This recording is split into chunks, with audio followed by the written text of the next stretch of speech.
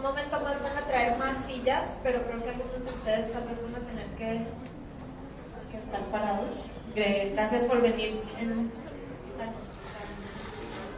números tan entusiastas.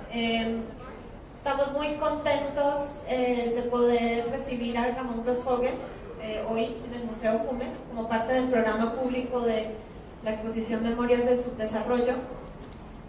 Ramón Grossfogel es profesor en el Departamento de Estudios Étnicos de la Universidad de Berkeley, en California. Como ustedes saben, la exposición Memorias del Subdesarrollo busca explorar el giro descolonial en el arte latinoamericano entre los años 60 y 80,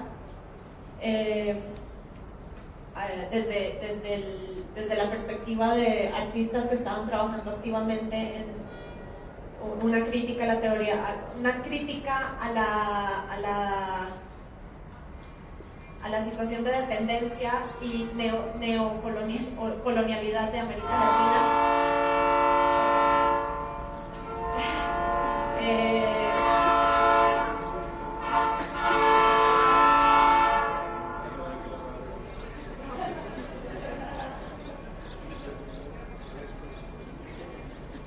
Bueno, y como también saben, Ramón Grossfogel originó el grupo de Modernidad Colonialidad, que de alguna forma plantea y desarrolla la idea de que no hay modernidad sin colonialidad, y realmente lo que nosotros vivimos no es una importación de la modernidad, sino que realmente la modernidad se crea en la experiencia colonial.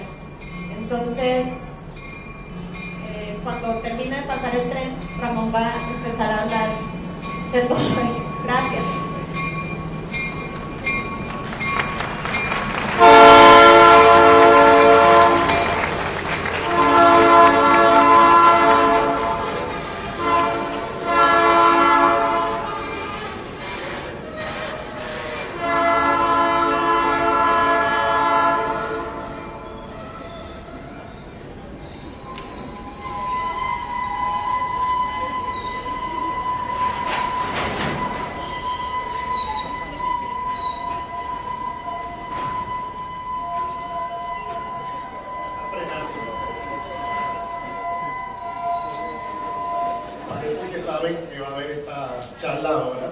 Porque yo creo que esta es una buena manera de comenzar.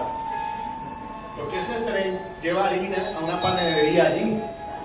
Por eso ese tren, y eso es como algo, como si en esta pretensión de desarrollo aquí, ¿no? Y con ese edificio ahí al frente, pasa ese tren, que es como un residuo, como si estuviera en el pasado, pero es que esta es la modernidad, esto que estamos viviendo, este desastre que estamos viviendo es la modernidad. En otras palabras, la modernidad no es otra cosa que el desastre planetario en que estamos. Y yo creo que esto es como una metáfora impresionante de ese asunto, ¿no? Cómo hay esta pretensión de desarrollo y todo eso aquí, y en el medio pasa un tren que es como algo como si viniera del pasado, ¿no? A llevar harina a una panadería.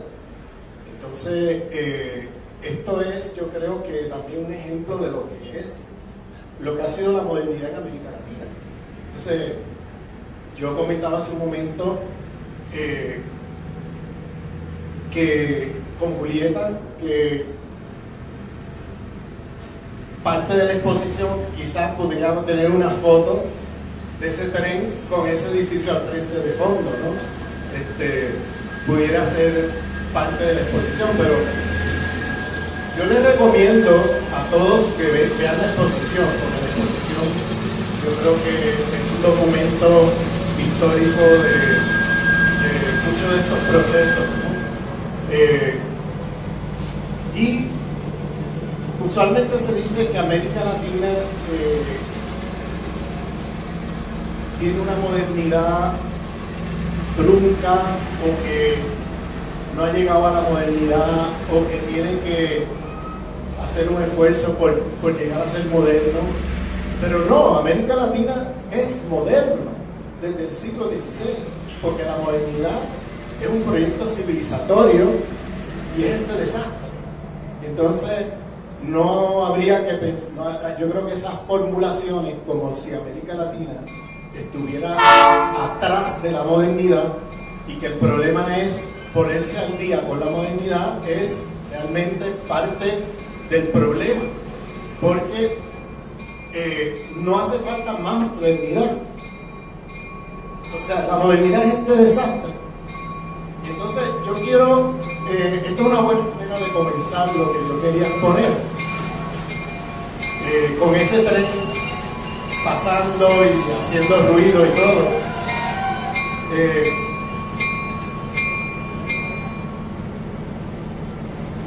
Creo que no es casual el tema de esta presentación con lo que está pasando en este momento. Pues más bien lo que yo quería discutir, porque recuerden, Memorias del Subdesarrollo, hay un libro y una película. Ustedes probablemente recuerden la película del año, creo que era 1961, de Alea, de Gutiérrez Alea, Memorias del Subdesarrollo. Se filma en La Habana a principios de la Revolución Cubana. Y yo creo que esta exposición pone sobre la mesa nuevamente una serie de temas y discusiones y debates inconclusos que estamos todavía en el siglo XXI todavía viviendo, y que son cuestiones no resueltas y que no son resolvibles dentro del sistema global en que estamos. Ese es el asunto. Y parte de la ilusión desarrollista ha sido siempre pensar que si tú haces esta política o aquella, que si el Estado hiciera esto o aquello, que si nos modernizamos, que sí, siempre poniendo el acento en algo que no hemos hecho o que hemos hecho mal, ¿no?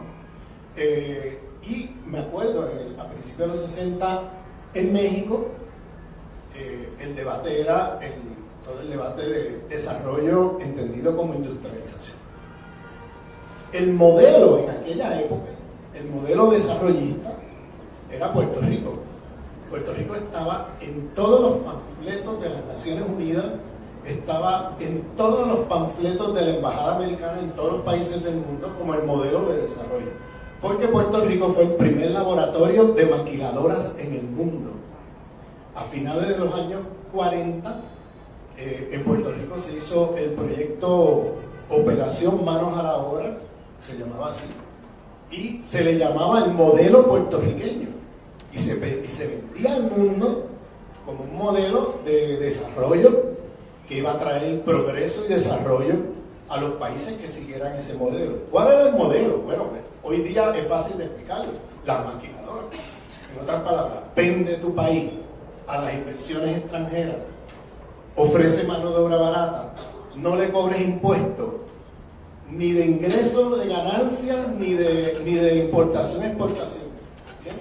Entonces, ¿qué hicieron? En el año 50 pusieron en Puerto Rico, porque el modelo empezó en los años 47 en Puerto Rico, y esto fue un debate, porque el problema fue que cuando se creó las Naciones Unidas, en su primera reunión, hubo un debate entre la Unión Soviética y los Estados Unidos. Esa reunión se hizo en San Francisco, que fue el primer lugar donde se hizo las Naciones Unidas. Y en esa reunión hubo un debate entre Estados Unidos. Ahí fue el comienzo de la Guerra Fría, porque si se acuerdan, Estados Unidos y la Unión Soviética, con todos sus conflictos y contradicciones, fueron unidos contra los nazis en la Segunda Guerra Mundial. Pero una vez derrotan a los nazis, entonces comienza la Guerra Fría. ¿Bien? Entonces era una Guerra Fría entre la Unión Soviética y Estados Unidos, pero era una guerra caliente en el tercer mundo. Porque ese conflicto donde se hizo caliente fue a través del tercer mundo. Entonces, en ese momento, la Unión Soviética denuncia a Estados Unidos en la primera reunión de las Naciones Unidas, diciendo el proyecto de los Estados Unidos para el mundo es un proyecto imperialista, colonialista. Así que, por favor, no se engañen, porque eso es lo que viene. Y la Unión Soviética decía esto como una manera, claro, de desprestigiar el bloque opuesto, ¿no? El bloque de Estados Unidos.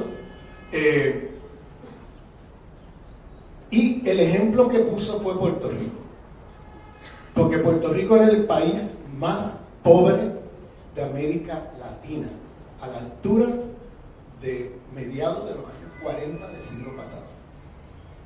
San Juan era un arrabal gigantesco, pero gigantesco.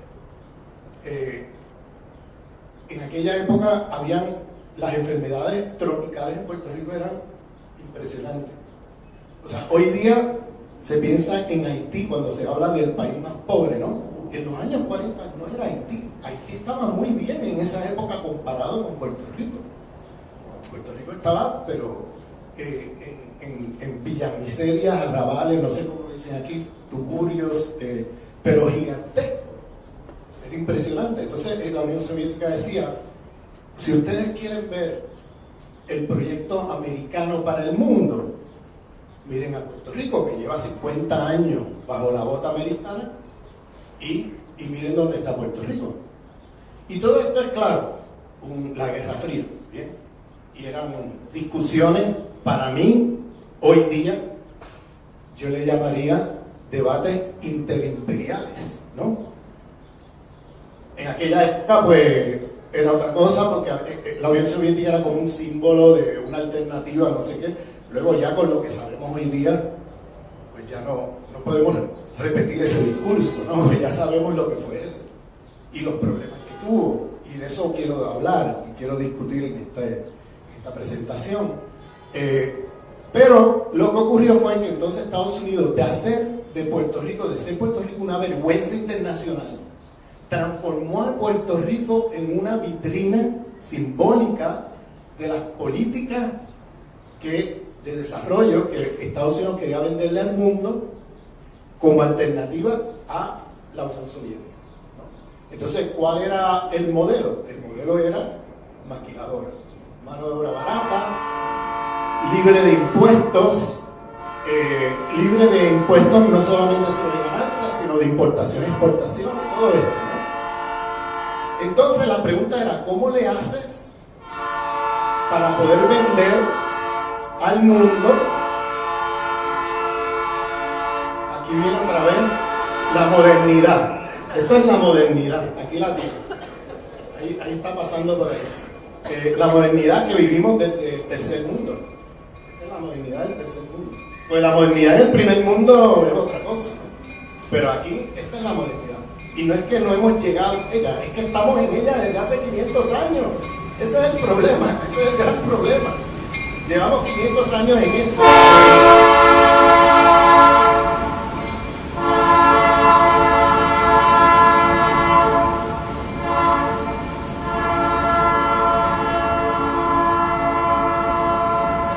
Porque la modernidad es ese ruido espantoso.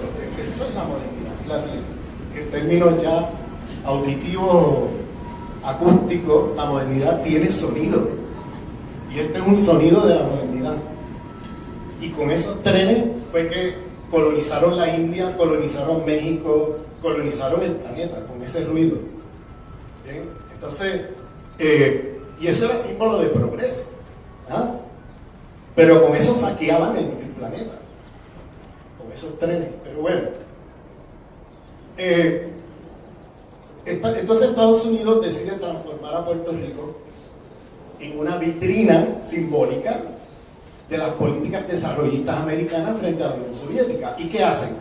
Entonces hacen políticas en Puerto Rico para tratar de maquillar la isla, y lo que hacen es dos cosas que no le dicen al mundo. Primero, organizan una migración masiva de puertorriqueños de todos esos arrabales y tugurios para llevarlos al primer mundo a trabajar en los guetos de Estados Unidos como mano de obra barata. Es decir, exportaron la pobreza de la isla. La gente que migra de Puerto Rico no es la clase media, profesionales, son las clases populares las que fueron reclutadas y llevadas a trabajar como mano de obra barata de todos esos arrabales que les estoy contando y del campesinado puertorriqueño a las metrópolis. Y Nueva York es uno de esos sitios que son íconos de la migración puertorriqueña. Y los puertorriqueños pasaron a vivir junto con los afroamericanos en los guetos de los afroamericanos. Por eso es que el barrio de Puerto Rico en Nueva York es East Harlem, al lado de West Harlem, que es el gueto afroamericano. Entonces, ese fue uno de los pilares de hacer una vitrina simbólica, sacar a toda la gente pobre de la isla, para limpiar la isla de pobreza. El segundo pilar fue enviar fondos federales americanos de la posguerra, los fondos federales, para levantar la infraestructura de la isla y elevar el nivel de vida de aquellos que se quedan en la isla. Las clases medias, clases con más educadas, etc. Y con esa combinación de esas dos cosas, entonces hacer un programa de industrialización que le haga creer al mundo que el nivel de vida de los puertorriqueños se ha elevado gracias a las maquiladoras. Entonces, entre los fondos federales que pasaron a Puerto Rico fue vivienda pública y subsidio para vivienda privada, donde subsidiaban el 90% de las hipotecas. Entonces, en Puerto Rico se hizo una cosa masiva de vivienda pública y privada. Desaparecen los arrabales, porque claro, la mayoría de gente los han sacado del país, es la primera migración en la historia mundial que va por avión, porque sacaban la gente en avión en masa. Habían no sé cuántos vuelos al día hacia Nueva York.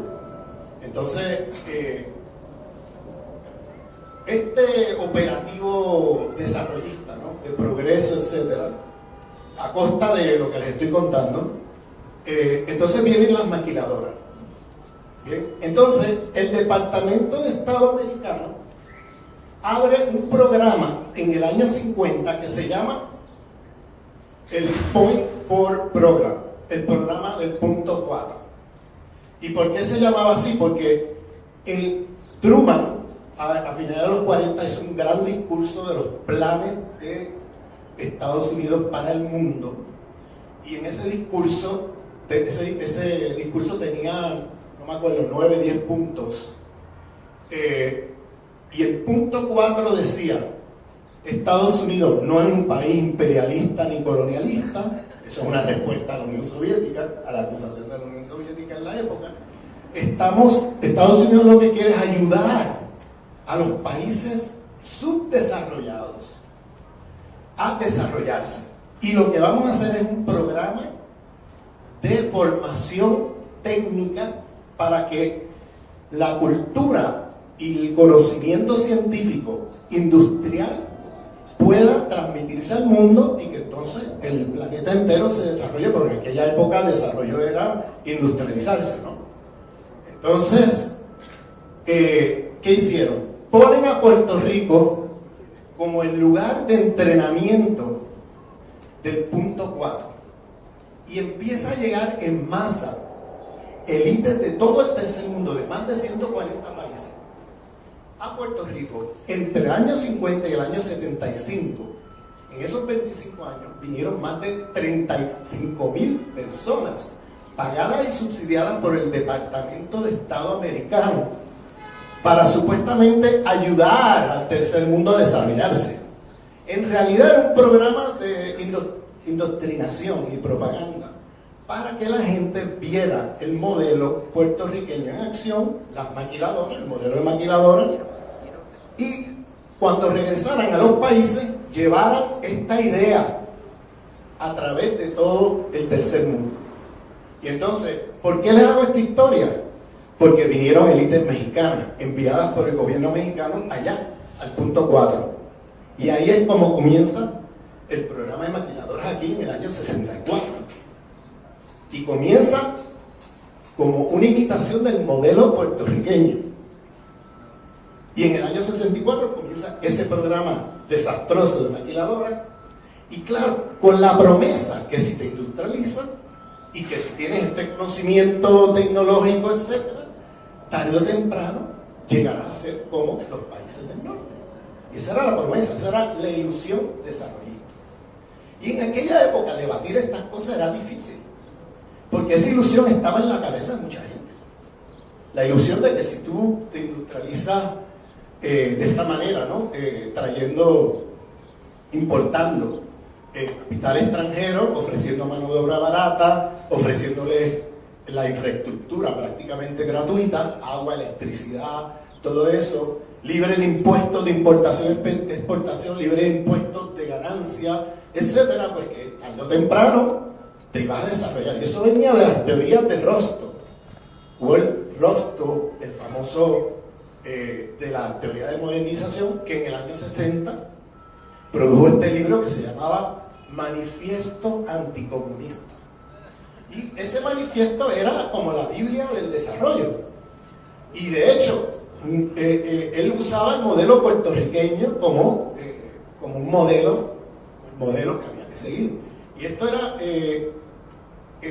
Puerto Rico entró ahí en esta cuestión de la batalla de la Guerra Fría, la batalla ideológica y simbólica de la Guerra Fría, porque esto era todo crear una ilusión desarrollista y un modelo que se pudiera contrastar a el modelo soviético. Y luego cuando vino la Revolución Cubana, este rol de Puerto Rico en los años 60, o sea, el rol simbólico de ser una vitrina del desarrollo, que empezó a finales de los 40 y siguió en los 50, pues se intensificó con la Revolución Cubana, porque entonces era mirar a Puerto Rico con Cuba, y entonces empieza ya como una especie de vitrina, los dos de lado y lado, y vemos lo mismo reproducirse en el caso de Taiwán y China, Surcorea, Norcorea, Grecia y los países balcánicos del este de Europa, ¿no?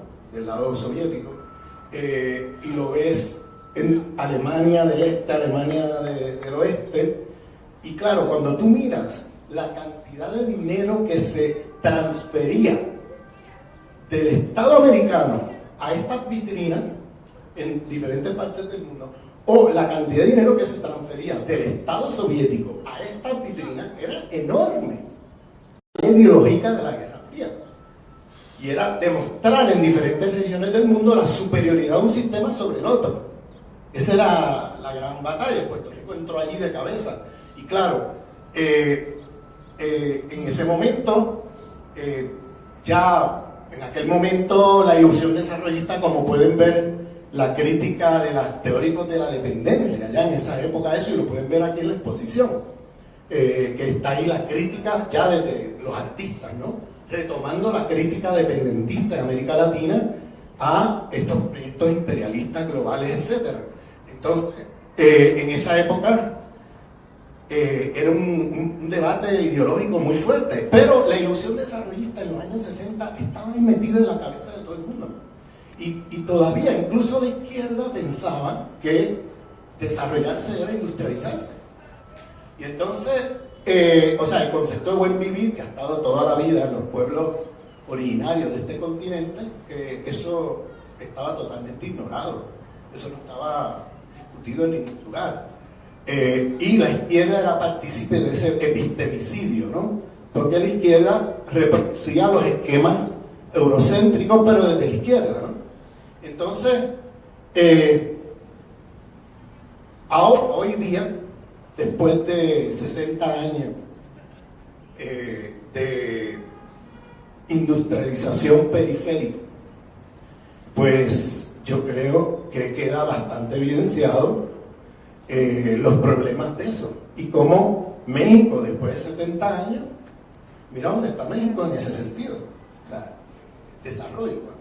Explícame cómo vas a decir que México ha alcanzado a algún país del primer mundo. Explícame eso. O mira Puerto Rico, cómo está Puerto Rico hoy. O sea, podemos ir caso por caso y mirar dónde están esos países que siguieron este modelo y que lo siguen todavía. No es que eso de modelo desapareció, es que todavía siguen en eso.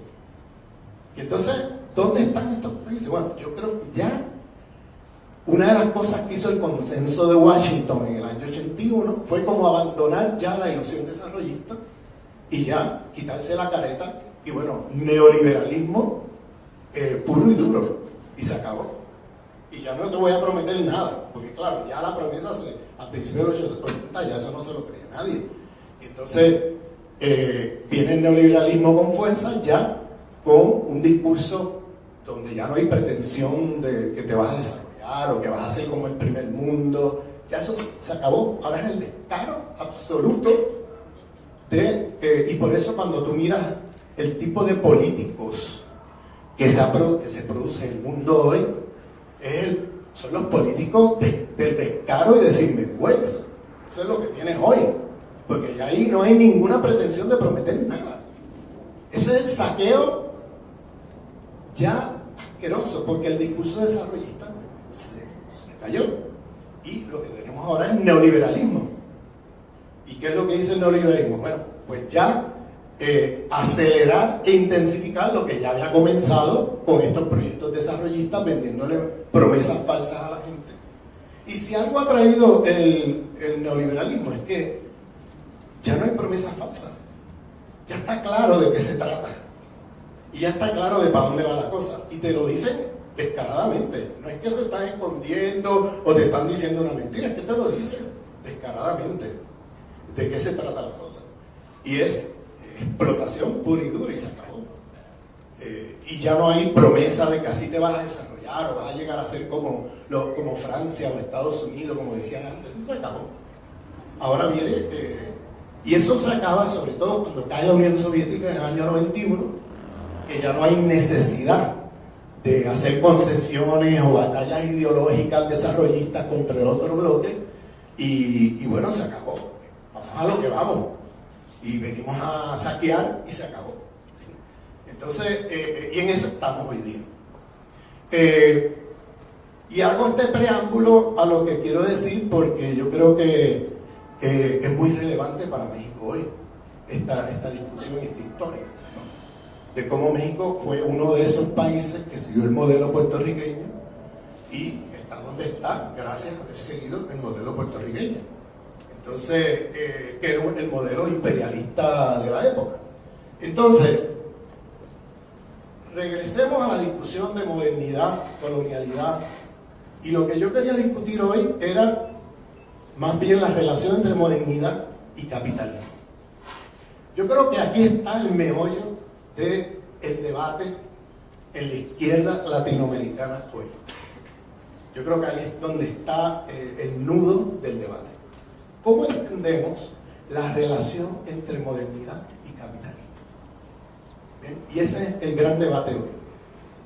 Y lo señalo porque tiene que ver también con el proyecto que hoy yo le llamo imperial de izquierda eurocéntrico de la Unión Soviética. Porque en los paradigmas de la izquierda eurocéntrica, de la izquierda occidentalizada, la idea era la siguiente. La idea era que el problema del mundo es un sistema económico y que todos los otros ismos, racismo, sexismo, eurocentrismo, ecologicidio, ¿no? Destrucción de la naturaleza, estas cosas eran como epifenómenos superestructurales, ideologías derivadas de la acumulación de capital de un sistema económico. Y así era como se concebía la cosa. Y yo creo que toda la izquierda mundial siguió ese modelo de una manera u otra. ¿Bien? Que yo le llamo la izquierda occidentalocéntrica. Cuando yo digo occidentalocéntrica, o otra gente le llama la izquierda blanca. Pero no se está hablando de occidentalocéntrico en el sentido de que tú naciste en París o que tú vienes de París. No se está hablando de izquierda blanca porque el color de piel. Se está hablando de una manera de ser, estar y pensar en el mundo. De eso es que se está hablando. Y lo aclaro porque mucha gente cuando decimos izquierda occidentalizada, enseguida piensan en la izquierda americana o europea. Y no, hay una izquierda occidentalizada en América Latina, en África y en Asia. Y hay una izquierda occidentalizada con rostro negro en África. Y hay una izquierda occidentalizada con rostro mestizo o indígena en América Latina o afro. O sea, no es tu color de piel, ni dónde tú naciste, ni dónde tú vienes. Es lo que tenemos aquí en la cabeza. Es la epistemología que ha colonizado nuestros imaginarios y nuestras maneras de pensar el mundo y nuestra manera de pensar la transformación del mundo también. Entonces, estamos en un momento crucial. Estamos en un momento crucial. Voy a volver a eso de por qué estamos en un momento crucial. Porque yo creo que o nos descolonizamos o la vida en el planeta Tierra tiene los días contados. Pero voy a regresar a eso.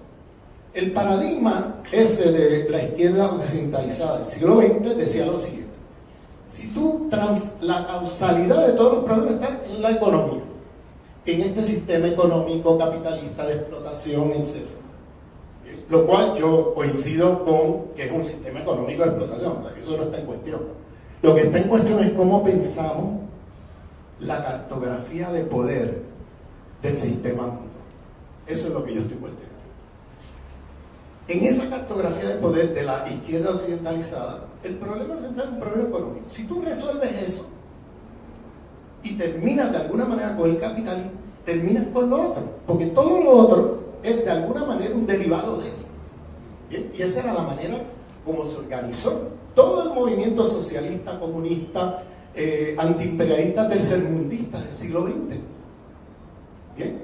Si nosotros en el 21, y yo siempre tengo este debate con los venezolanos, porque yo digo, oye, el tema no es el socialismo del siglo XXI como un slogan, porque si tú no haces una descolonización del socialismo del 20, vuelves a reciclar todos los problemas del socialismo del 20 en el 21 bajo el lema del socialismo del siglo XXI, pero reciclando el del 20. Entonces tenemos que hacer un trabajo de descolonización de ese socialismo del 20 para poder dar el salto a pensar qué sería una alternativa de cara al 21. Llámele socialismo, llámele, a lo mejor concluimos que hay que llamarle de otra manera, no sé. Yo lo dejo abierto, pero hay que pensar más allá. Y ese más allá no se puede pensar si está reciclando los viejos esquemas del socialismo del 20 e incluso los paradigmas de ese esquema. ¿Bien? Entonces, en el momento actual, ese paradigma está en crisis, porque hemos visto a dónde terminó ese laboratorio que se llamó el socialismo del siglo XX. Hemos visto dónde terminó. Y claro, el problema era no solamente que había un cerco imperialista, no solamente los bloqueos económicos del cerco imperialista, etcétera, que eso no lo podemos negar, eso es cierto.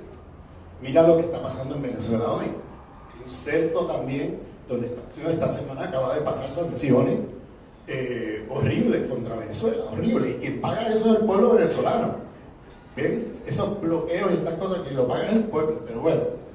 Entonces, tenemos una situación donde en ese paradigma se pensaba que resolvían todo cambiando la economía. Bueno, no solamente no resolvieron todo lo demás, no resolvieron ni siquiera lo que se propusieron resolver, que era el problema del capitalismo. ¿Por qué no lo resuelven?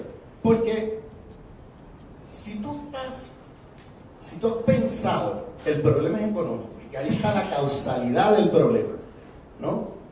Y que lo otro es derivado, cometes un grave error.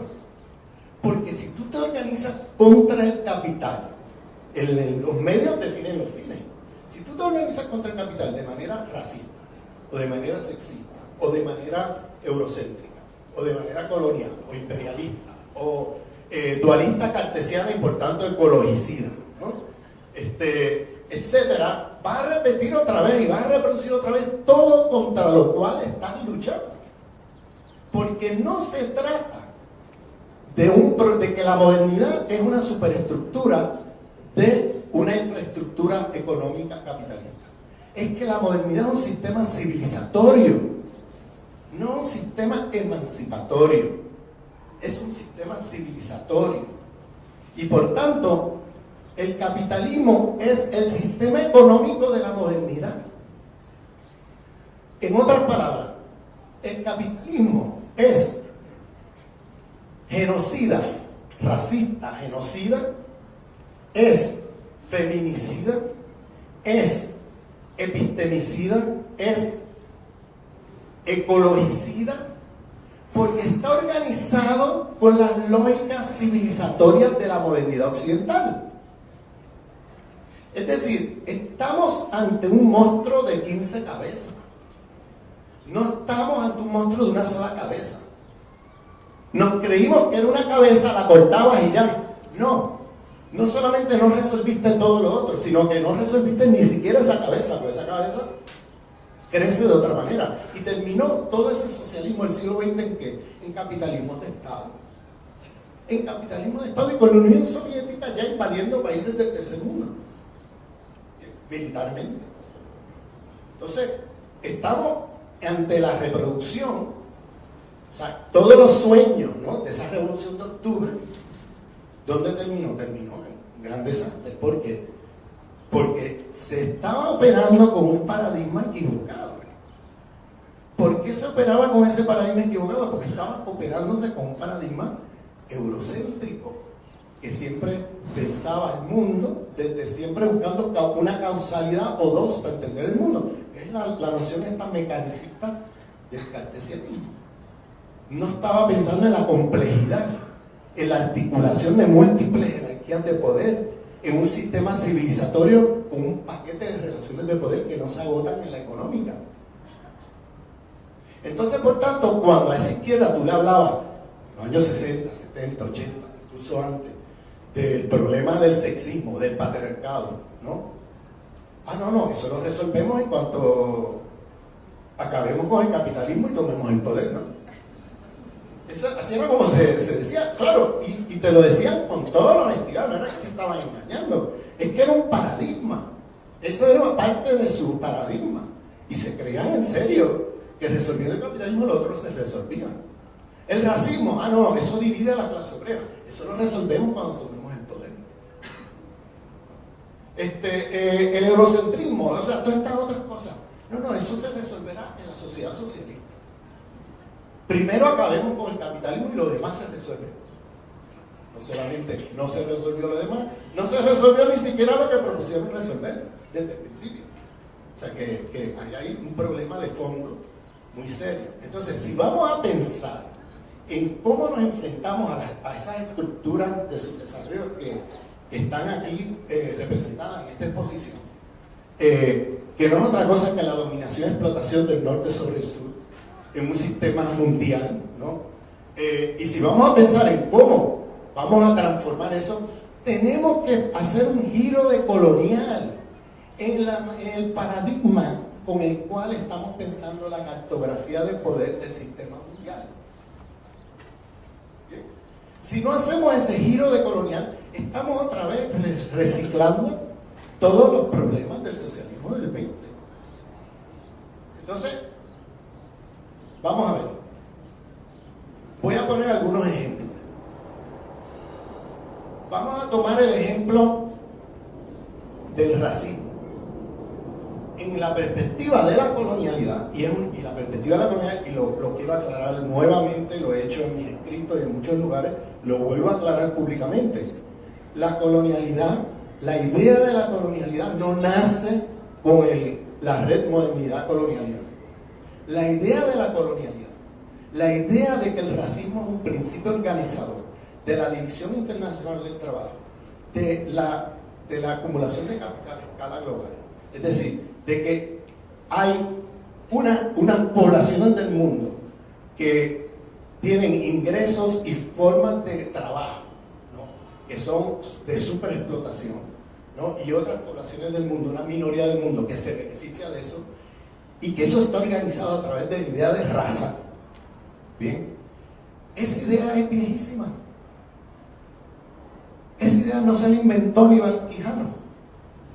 Esa idea viene de todo el pensamiento crítico negro, mestizo e indígena de América Latina, y viene del pensamiento crítico musulmán del Medio Oriente, y viene del pensamiento crítico en la China, en la India, en diferentes lugares del mundo. O sea, esto se ha formulado tal cual, sin usar la palabra colonialidad. Algunos usaron en un momento colonialismo interno, otros usaron capitalismo racial, como el afroamericano Cedric Robinson, mucho antes que Quijano, mucho antes.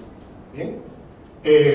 Otros usaron otras formulaciones. O sea, por ejemplo, Fanon decía que el racismo es infraestructura, no superestructura. Y era el debate de él con los marxistas, que los marxistas son una superestructura que se resolverá cuando acabemos con el sistema económico capitalista. Y Fanon le respondía, no, el racismo es infraestructura. Es un principio organizador de la División Internacional del Trabajo. ¿Quién hace qué? ¿Y cuánto te ganas por lo que hace? Está organizado a partir de la idea de raza. Entonces, solo pongo de ejemplo para ver que si el capitalismo es racista, es porque está organizado con lógica civilizatoria de la modernidad occidental. Desde adentro, no como derivado, sino desde adentro mismo, desde que llegaron y se bajó del barco Colón, allí empezaron a organizar esto de esa manera, hasta el día de hoy. Entonces, si el capitalismo es patriarcal, ¿no? Patriarcal, ya hay que especificar eso también, porque no es el patriarcado, es el patriarcado de la cristiandad. Ese es el patriarcado que se globalizó y que hemos internalizado por todos lados. Digo eso porque en las Américas, en gran parte de las Américas, no existía el patriarcado. En gran parte de las civilizaciones indígenas de América no existía patriarcado. El patriarcado llega con la colonización ibérica a las Américas.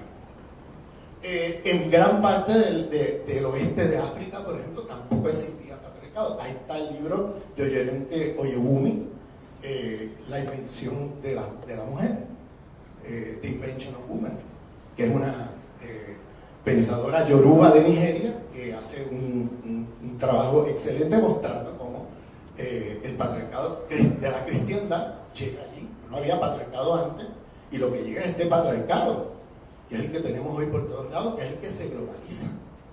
Y eso hay que decirlo porque muchas veces el debate con las feministas occidentalizadas, no dije occidentales, porque puede ser en occidentalizadas, yo englobo ahí tanto las del primer mundo como las del tercer mundo, que siguen ese paradigma, piensan que el patriarcado es una cosa de Adán y Eva. Eso no es cierto. Había un montón de civilizaciones en el planeta donde no existía patriarcado. Hoy día existe en todas partes, incluyendo en los pueblos donde no existía antes de la llegada de los colonizadores, porque lo hemos internalizado ya y está ya en las prácticas cotidianas de muchos pueblos, de todo el mundo hoy día. Entonces, si el capitalismo es sexista, es heterosexista, es patriarcal, es cristianocéntrico, es porque está organizado desde adentro con las lógicas civilizatorias de la modernidad occidental, que es muy cristianocéntrica, que luego se hace secular, entre comillas, pero el secularismo no es otra cosa que el reciclaje de las narrativas de la cristiandad bajo un lenguaje cientificista. ¿Bien? Cuando Bartolomé de las Casas y Ginés Sepúlveda estaban en aquel debate a mediados del siglo XVI, 1552, discutiendo si los métodos de la conquista eran aceptables a los ojos de Dios o si eran pecados a los ojos de Dios, porque claro, había gente dentro de la iglesia que decía, oye, esa gente tiene alma y lo que estamos haciendo vamos todos para el infierno, cuidado. Y entonces eso, estaban aterrorizados que eso pudiera ser. Entonces hay un debate porque el rey Carlos, no me acuerdo cuál, dijo, bueno, pues vamos a poner esto en un debate jurídico, y el debate jurídico en un tribunal, y en aquella época la jurisprudencia estaba en manos de la iglesia, y ponen a dos teólogos a debatir esto. Y estaba Ginés Sepúlveda, que se alineó con la gente que decía los métodos son aceptables, son métodos correcto, porque estamos bregando con bárbaros, salvajes, etcétera, ¿no? Y se alinea con la gente que decía pueblos. Estos son pueblos sin alma. Pueblos sin alma.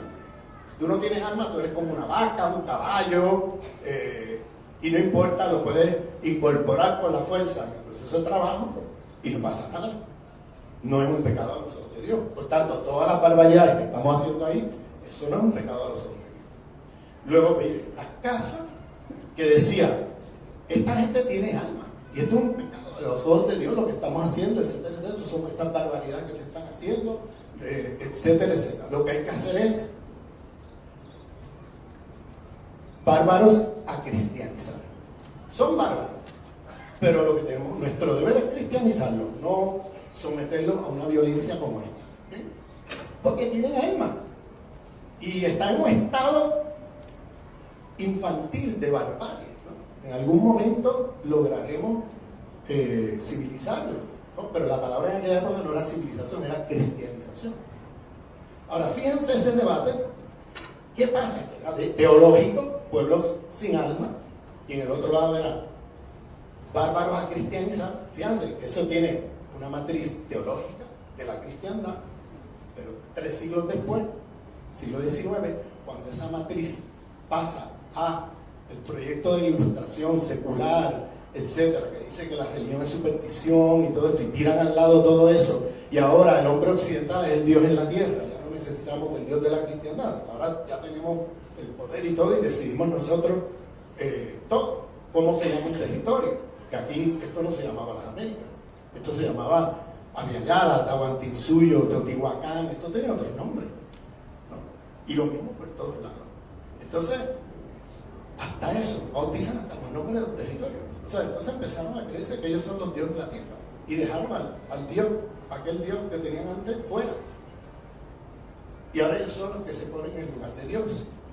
Entonces, ahora en el siglo XIX ya no necesitan de la teología. Ahora viene el proyecto cientificista, positivista de la ilustración. Y ahora estas narrativas teológicas del siglo XVI pasan a ser el pueblo sin alma de Sepúlveda. Se seculariza ahora en el siglo XIX con la biología y las ciencias naturales, en pueblos sin el ADN humano. Fíjense que es el mismo perro con otro collar. Ahora es el pueblo sin el ADN humano. Y luego, en esa pseudociencia, ¿no? Y luego, el discurso de las casas, que era bárbaros a cristianizar, ahora con la antropología y las ciencias sociales, en el siglo XIX pasa a ser primitivos a civilizar. Oye, estamos ahora mirando esto de lejos y no sé qué. Cuando estaban en aquella época de cristianizato te mato, mataron a millones, ¿no? En aquella época. En el 19, en el civilizato te mato, mataron a millones de pueblos indígenas de este planeta. Millones, por todo el planeta. En el civilizato te mato. En el desarrollato te mato, en el siglo XX, igual. En el 21 están con el democratizato te mato y te traen ahora tanques y bombas y todo a enseñarte lo que es democracia, ¿no? Pero bueno, y matan a millones. Entonces, fíjense cómo todos estos discursos son diseños legales coloniales globales que están allí desde los principios de la expansión colonial europea, y cómo el capitalismo tiene el racismo como un principio organizador, y cómo esto que se ha llamado la secularización no es otra cosa que un reciclaje de las narrativas de la cristiandad del siglo XVI. Entonces la idea de progreso, esta idea de Sepúlveda de los pueblos sin alma, ahora pueblos sin el ADN humano, o el otro, el discurso de las casas, cristianos bárbaros a cristianizar, que luego se hace en primitivos a civilizar. O sea, observen todo eso, cómo estamos reciclando narrativas de la cristiandad, ahora tapadas bajo un lenguaje supuestamente cientificista, secular y no sé qué. Entonces, pero la cosmovisión, la cosmología de la cristiandad sigue viva, por más ateo que te llames. Y eso se lo digo a la izquierda occidentalizada de aquí, porque yo encuentro que yo encuentro muy problemático cuando yo oigo a la gente de la izquierda occidentalizada decir: no, los indios tienen cosmología, nosotros no, yo estoy más allá de la religión, yo soy ateo. ¿Bien? Y ese es el peor de los cristianos, el que se cree que está más allá de la religión y la cristiandad porque él es ateo.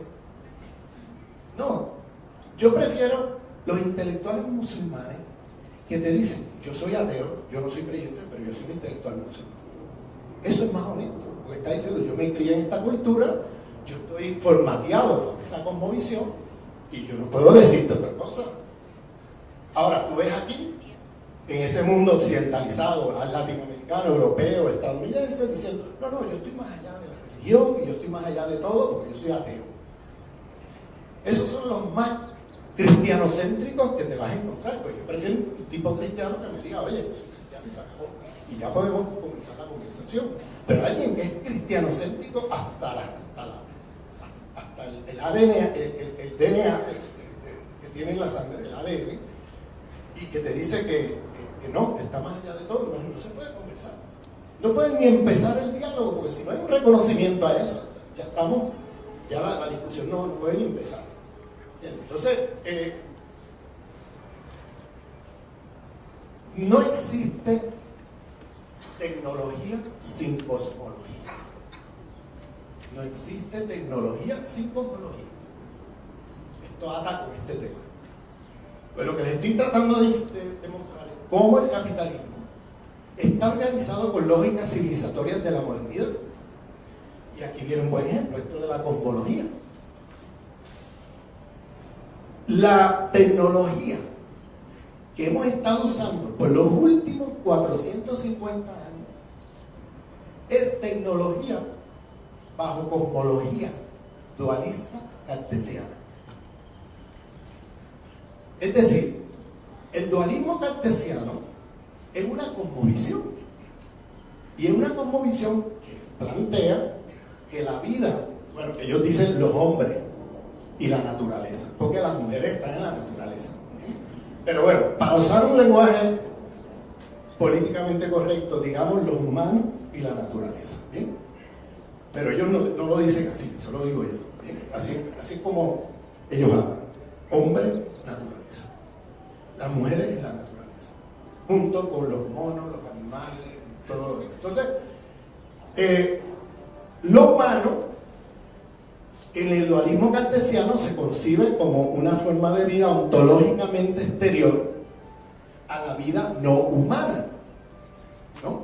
Como la vida no humana está por allá, y eso se le llama naturaleza, y se objetiva, se hace como objeto, aunque son sujetos, porque son otras formas de vida que son sujetos también en este planeta, pero los objetivizamos, los cosificamos, y le llamamos a todo eso, diversidad de formas de vida, naturaleza. Y entonces se concibe que eso es ontológicamente exterior a la vida humana. ¿Bien? Y la idea es, el dualismo cartesiano, que tú puedes destruir todo eso y no pasa nada, porque la vida humana está ontológicamente separada de esa otra. Llevamos 4 siglos ya, más de 4 siglos, de producción de tecnología bajo la cosmología dualista cartesiana. Toda tecnología que se produzca bajo esa formulación dualista cartesiana lleva allí la racionalidad de la destrucción de la vida. Porque no has pensado la reproducción de la vida, porque no es tema para el dualismo cartesiano. Eso no es tema, eso está por afuera de la vida humana, por tanto no es tema. Cuando yo discuto con mis amigos y amigas de la izquierda occidentalizada, ellos te van a decir: no, el problema es el capitalismo, porque el capitalismo tiene una lógica de acumulación de capital donde la ganancia es lo que privilegia todo, y por tanto se llevan todo con tal de no tener costos y tener muchas ganancias. Sí, eso es cierto, cierto, yo no lo niego. Pero imagínense un sistema capitalista bajo otras lógicas civilizatorias. No sería tan destructivo como lo que tenemos, porque se hubieran puesto ciertos límites ellos mismos a cómo van a operar.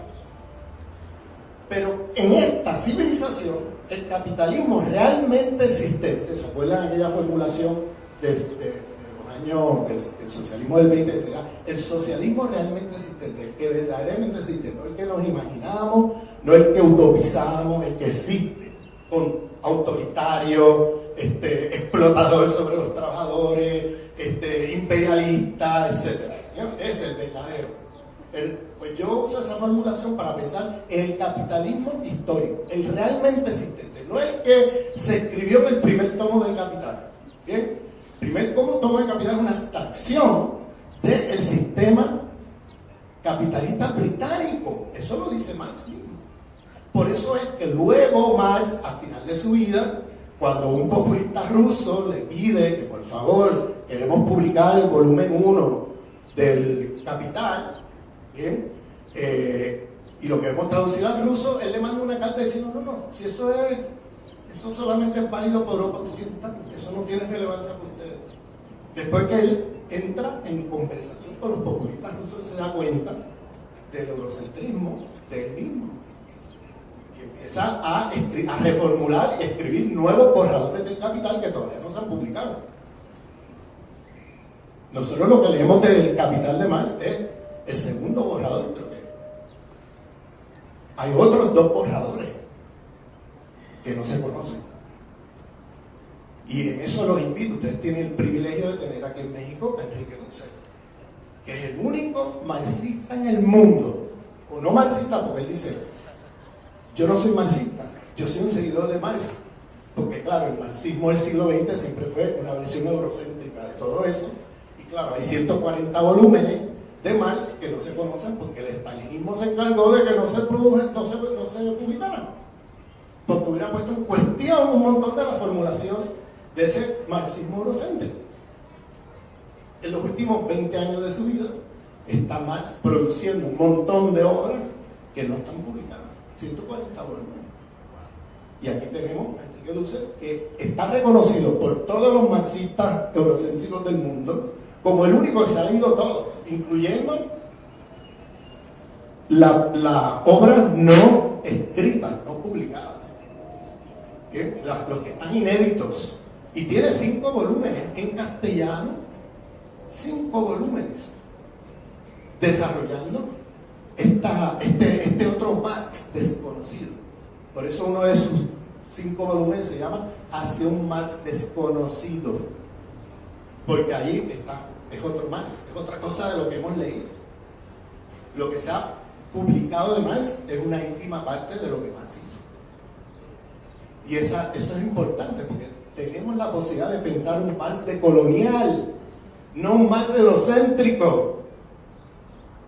Gracias a Enrique Dussel, que nos ha enseñado esto, y que ahora hay toda una escuela de pensamiento de gente siguiendo esta línea, entre ellos Juan José Bautista, un gran discípulo de Enrique Dussel, que también está produciendo en esta línea.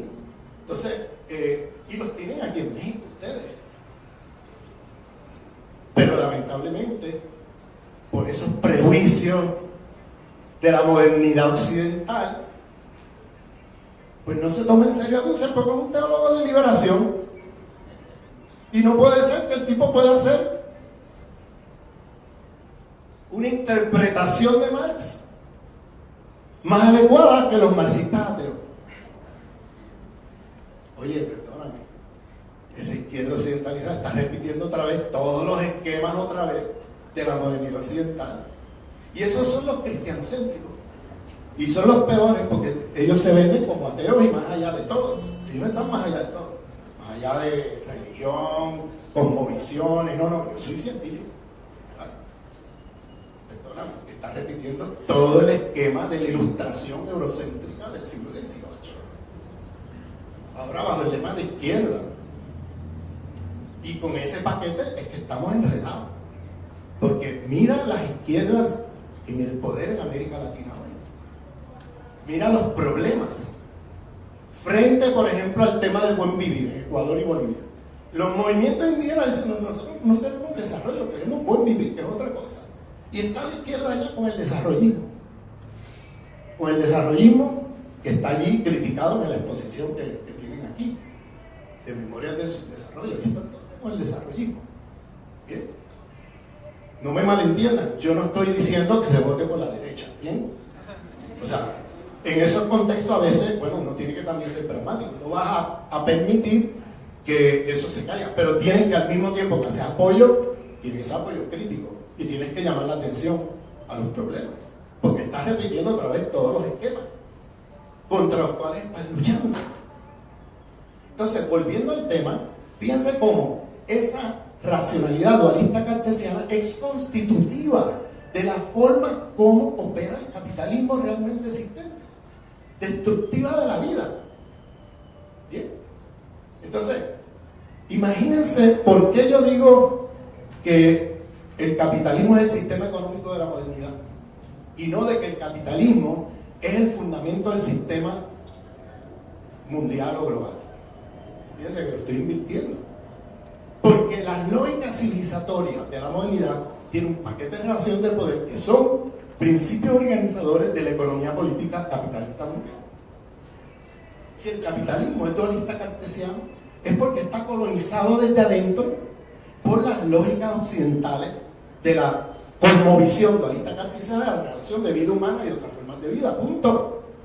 Tan sencillo como eso. Yo no estoy diciendo aquí nada que ustedes no sepan. Eso es una cosa sencilla de ver y de decir, ¿no? Pero lo que cuesta a esa izquierda eurocéntrica reconocerlo. Lo que cuesta. Y muchas veces terminan por reconocer de una manera muy superficial para quedar bien, pero en la práctica siguen el mismo esquema, donde la ontología del trabajo informa toda la manera como tú analizas el mundo y se parte desde las relaciones de trabajo para entender el mundo. No, perdóname, hay un montón de relaciones en el mundo que no se agotan en la del trabajo, y esa del trabajo que tú estás privilegiando está ya organizada desde adentro por lógicas racistas, patriarcales, ecologicidas, genocidas, epistemicidas. Entonces, ese giro de colonial, si no lo hacemos, estamos fritos. Porque la decolonialidad no es una opción. Esa idea de que la decolonialidad, la opción decolonial, yo discrepo totalmente de eso. Porque esa idea de la opción decolonial viene desde una posición de privilegio. Yo puedo optar por ser decolonial mientras sea la moda y de aquí a 2 años soy otra cosa, ¿no? Me pongo un sombrero y me quito otro. Pero para los pueblos del mundo, para la vida planetaria, la decolonialidad no es una opción, es una necesidad. Es una necesidad. Si tuviéramos, por ejemplo, ¿por qué es que esta modernidad occidental como sistema civilizatorio ha sido tan destructivo de la vida? Oye, en el pasado, porque ahora te dicen, es que los humanos destruimos el mundo. Y de momento el capitalismo, que es uno de los sistemas económicamente, por ser organizado por la modernidad occidental, de los más deshumanizantes que vas a encontrar, de momento se hacen humanistas. Y se hacen humanistas cuando se trata de los desastres que ellos crean. Dicen, no es los humanos. Los humanos destruimos la vida y el mundo. Eso es mentira. Han habido civilizaciones en este planeta, y eso ustedes lo conocen mejor que yo, porque la historia de México está llena de ejemplos de eso. Civilizaciones antiguas en este planeta, han habido humanos en el planeta Tierra desde hace miles de años, y ninguna civilización ha sido tan destructiva de la vida como esta. Con todas las críticas que podamos hacer a las civilizaciones anteriores, porque tampoco hay que romantizar, pero si hay algo que esas otras civilizaciones tenían y que no tiene esta, era que tenían un principio heurístico de la relación entre vida humana y otras formas de vida. Era un principio heurístico, era el Pachamama, o la noción de Ubuntu, o la noción de Tawhid en el Islam, que es una noción de diversidad dentro de la unicidad. Estamos todos dentro de un cosmos con diversas formas de vida coexistiendo dentro de ese cosmos. Y si yo me relaciono de una manera desbalanceada o destructiva de las otras formas de vida alrededor mío, oye, me estoy destruyendo yo también.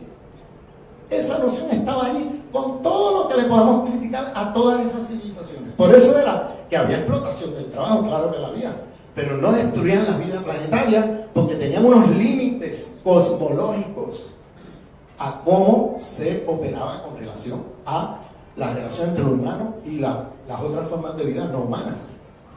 Entonces, en cambio, en la modernidad occidental, oye, que hay que decirlo, en la parte temprana de la modernidad occidental, o sea, en esa parte de finales del siglo XV, siglo XVI, todavía hasta el XVII, están haciendo extractivismo epistémico con otras civilizaciones. Es decir, la ciencia moderna se funda a través de la apropiación de conocimientos de otras civilizaciones, porque la ciencia, la tecnología, todas estas cosas estaban hiperdesarrolladas fuera de Europa. Europa era una aldea oscurantista marginal del mundo a la altura de finales del siglo XV. Europa se hace Europa a partir de la superexplotación, el expolio que hicieron acá en las Américas. ¿Bien? Así es como Europa se levanta. Entonces, ¿qué hace en esa época? Ellos no tenían los conocimientos porque la cristiandad durante más de 1000 años quemaba vivo a los científicos. Estaba en una etapa oscurantista. ¿Dónde se hacía ciencia? Se hacía ciencia en la civilización islámica, en la civilización indígena en la América, en la civilización china, en otras civilizaciones, en África, en otras partes del mundo. Entonces, como tenían de frontera a la civilización islámica, la tenían así pegada, en el sur de Europa, y la civilización islámica en el sur de Europa estaba conectada con el resto del planeta, con África, con lo que llamamos hoy Medio Oriente, el sur de Asia, el este de Asia, toda la parte del Pacífico hasta las Filipinas. Entonces, ahí hay un corredor no solamente de mercancía, sino también de conocimientos que llegaban a Al-Ándalus, al sur de España, que era Al-Ándalus. Ahí llegaba todo eso y desde allí se transmitía, porque había alguna gente que iba allí o traducían, etcétera, y empieza a llegar todo ese conocimiento a Europa. Entonces, lo que hacen es, si ustedes miran la historia de la ciencia, está llena de extractivismo epistémico. Extractivismo, ¿no? Cuando tú vas y explotas un recurso natural en un país, le extraes petróleo, oro, plata en una mina, etcétera, pues extractivismo epistémico. Van y sacan los conocimientos, no reconocen de dónde vienen, porque claro, reconocerlo significa aceptar de que los niveles de coeficiencia de inteligencia de los otros en un momento estuvieron por encima de ti y están al mismo nivel que tú. Pero para poder hacer la reconstrucción racista tienen que borrar esa historia de dónde sacaron la ciencia y entonces hacer una narrativa de la historia de la ciencia donde ponen un hombre blanco occidental como el origen de esas teorías o de esas teorías científicas.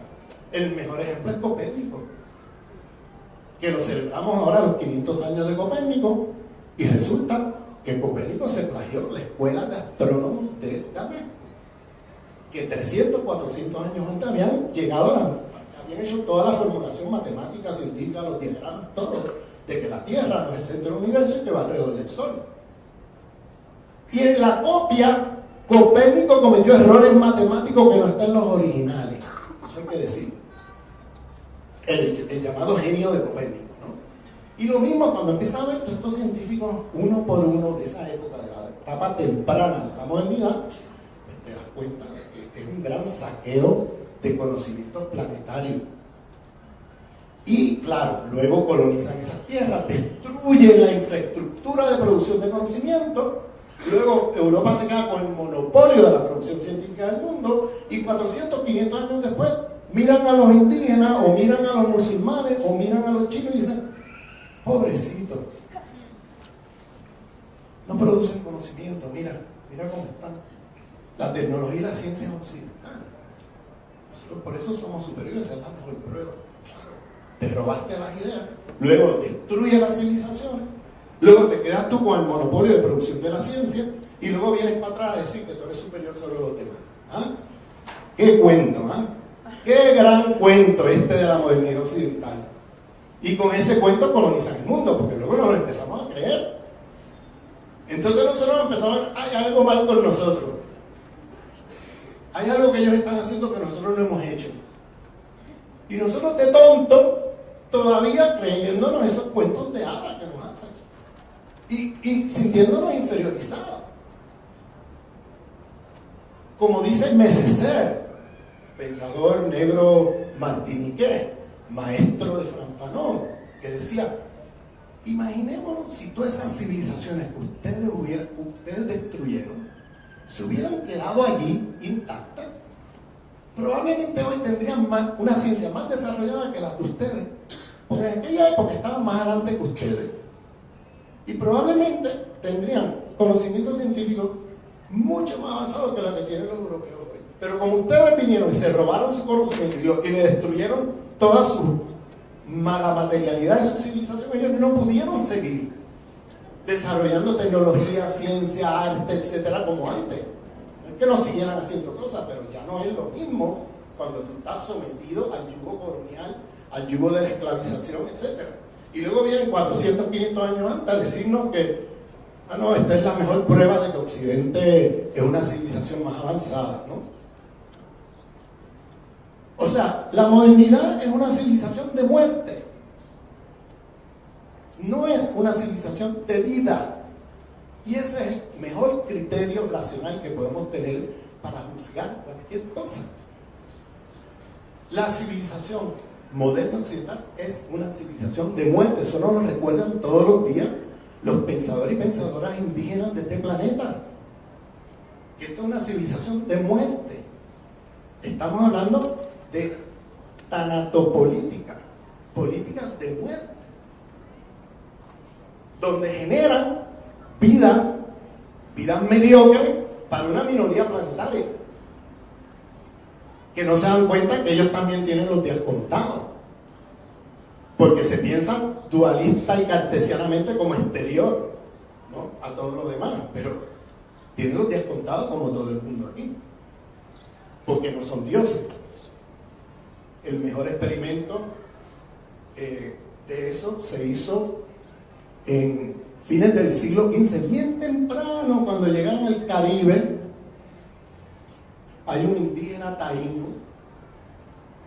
que Urayoan.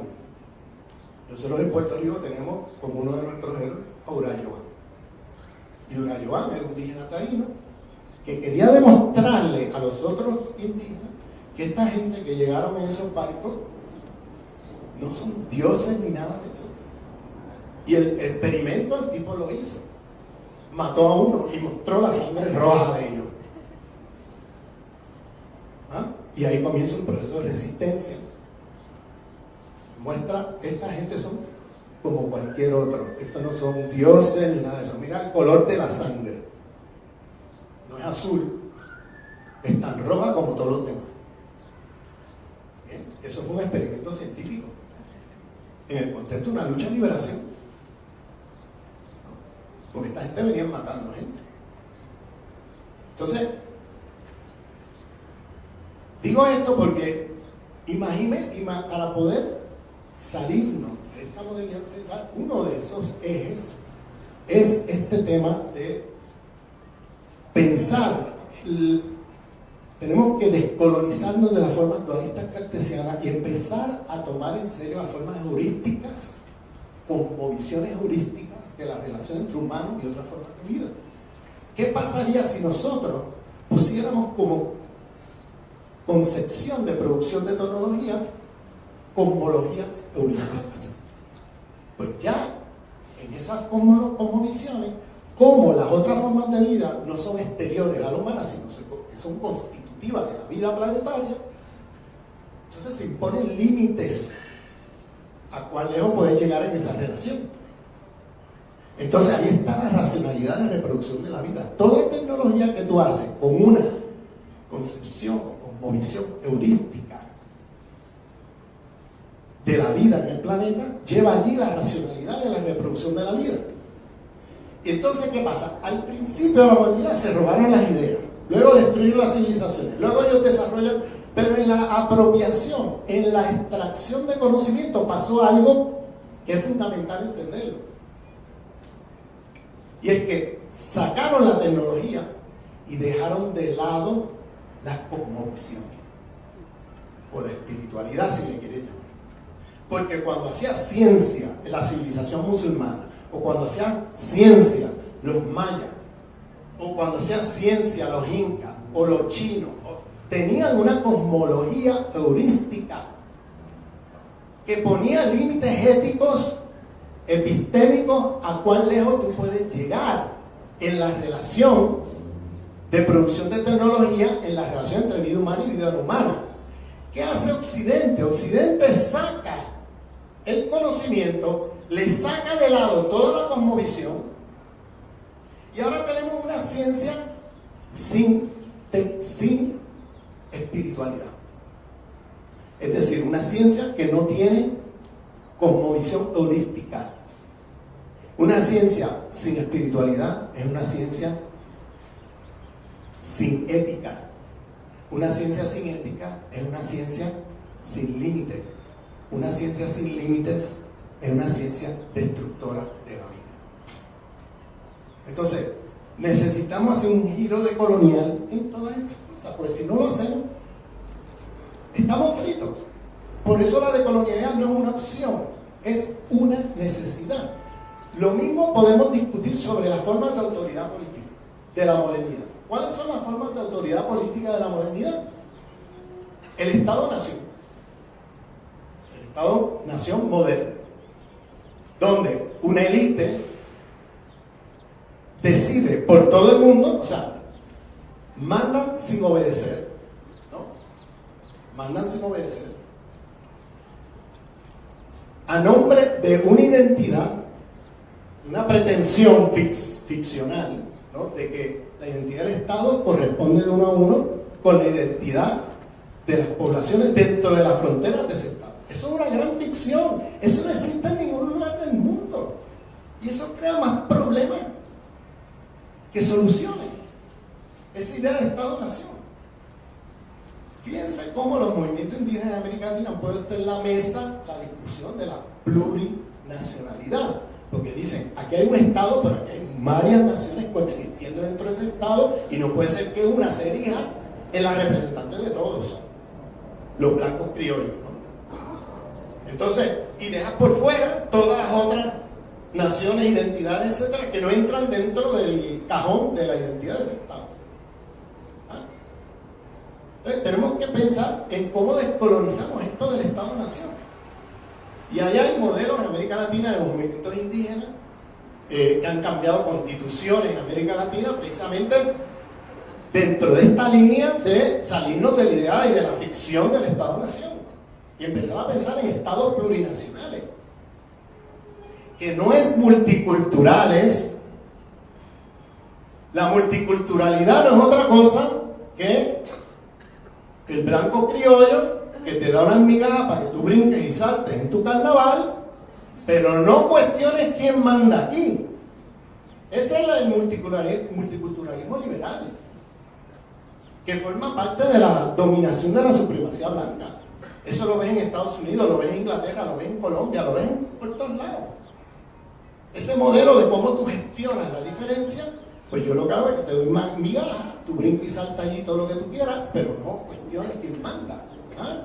Aquí sigo mandando yo, el blanco criollo, ¿no? Entonces tenemos que descolonizar esas formas de autoridad política para pensar más allá de esas estructuras de la modernidad occidental. ¿Qué pasa? El capitalismo está organizado bajo formas de autoridad política, sí, y tiene el 1% decidiendo por todo el planeta, ¿eh? A nombre del Estado-Nación, ¿eh? Eso es lo otro. Porque fíjate que hay países en el mundo, Inglaterra, Francia, Estados Unidos y quizás muy pronto ya la China, donde debería elegirse sus líderes en votación mundial. Porque no puede ser que esa élite allí mande para todo el mundo y que el poder que tienen los americanos de elegir a quien les dé la gana allí tenga las repercusiones que tiene a nivel planetario. Entonces tenemos que empezar a pensar en estructuras globales de autoridad política, que no puede ser que los americanos decidan que Trump es el presidente y luego ese es el presidente del planeta, ¿no? Terrible, ¿no? Y luego tenemos todo el resto del planeta que cargar con ese tipo. ¿Ah? Fíjense lo absurdo de esto que llaman democracia. A eso le llaman democracia. Eso es absurdo, por favor. Porque la mayor parte de la gente que decide sobre las políticas económicas mundiales, las políticas ecológicas mundiales, las políticas con respecto a los pueblos, lo decide una clase que no ha sido electa por nadie. En todo caso, por una minoría de población del mundo, por el 12% de la población del mundo. Y sin embargo, tiene repercusiones catastróficas para el resto del planeta. Donde nadie pudo elegirlos, ni votar por ellos, ni nada. Te cayó como te cae un árbol en la cabeza. Entonces, el tema de la descolonización, le estoy poniendo aquí muchos ejemplos, volviendo a la tesis central.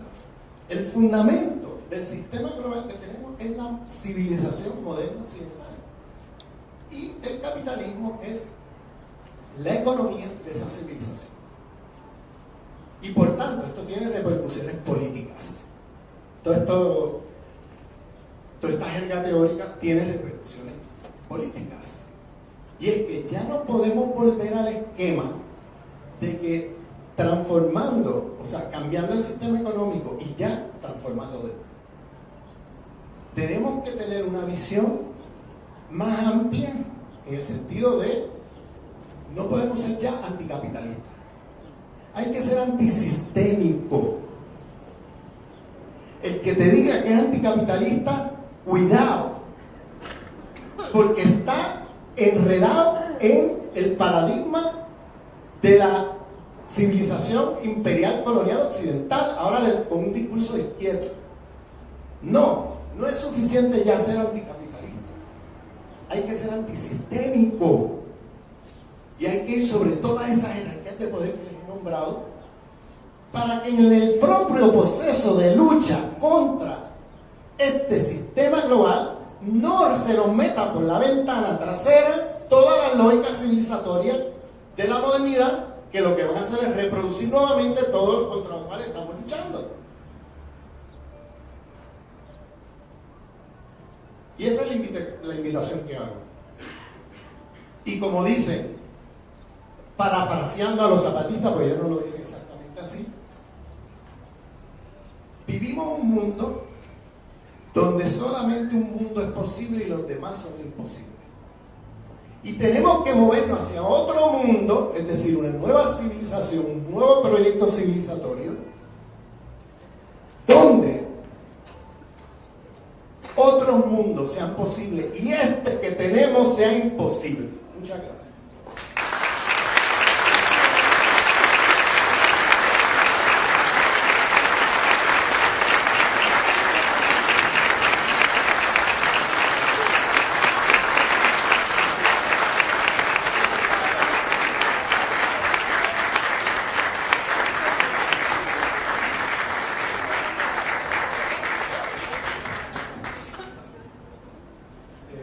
Bueno, muchísimas gracias a todos y a Ramón por la plática, a todos por haber venido. Ahora vamos a abrir la conversación quizás a unas cuantas preguntas, si alguien desea hacerlas. Hola, gracias Ramón por venir a charlar con nosotros en México. Varias veces se ha dicho que es más importante las charlas que pudiésemos tener en el sur que todas las charlas que nos estemos peleando hacia el norte, ¿no? Entonces, me interesa mucho esta idea que tienes sobre que ya no hay este discurso desarrollista, ¿no?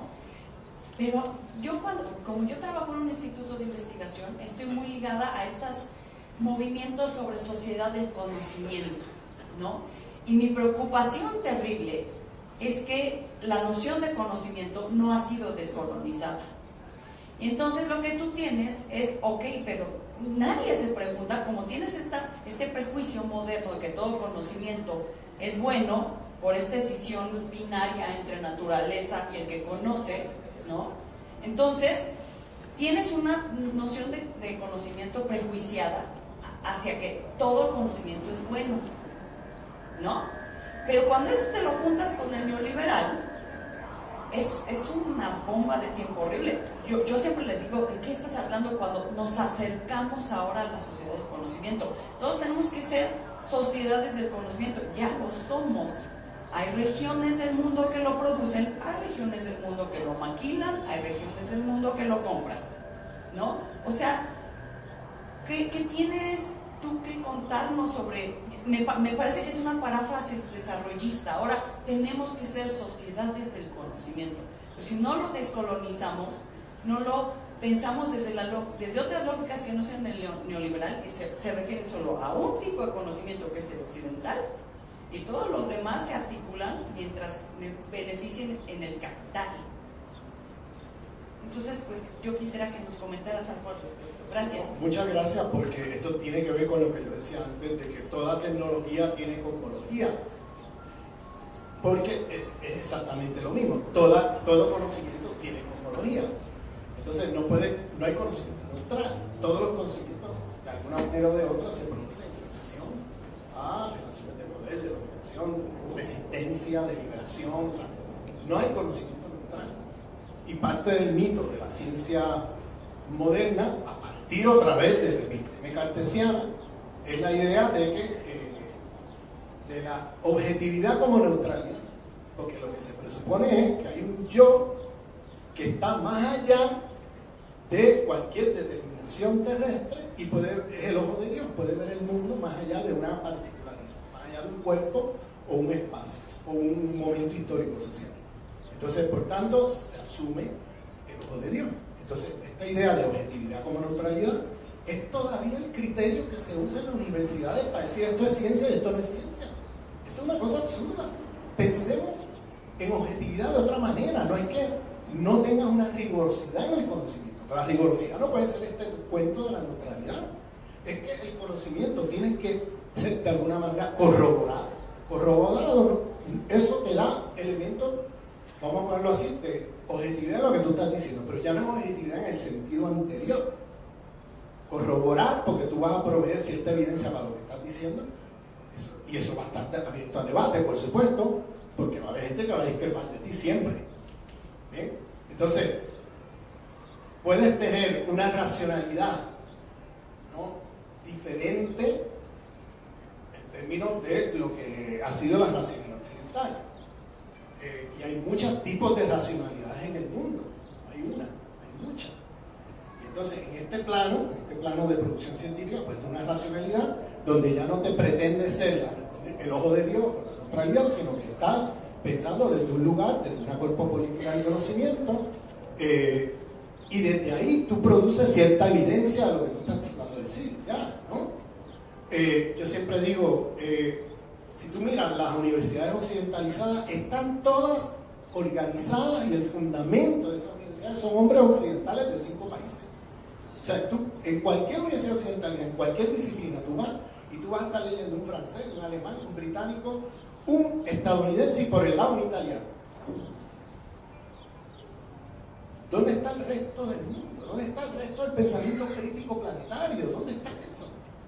Eso yo le llamo, eso tiene nombre, eso yo le llamo racismo, sexismo epistemológico.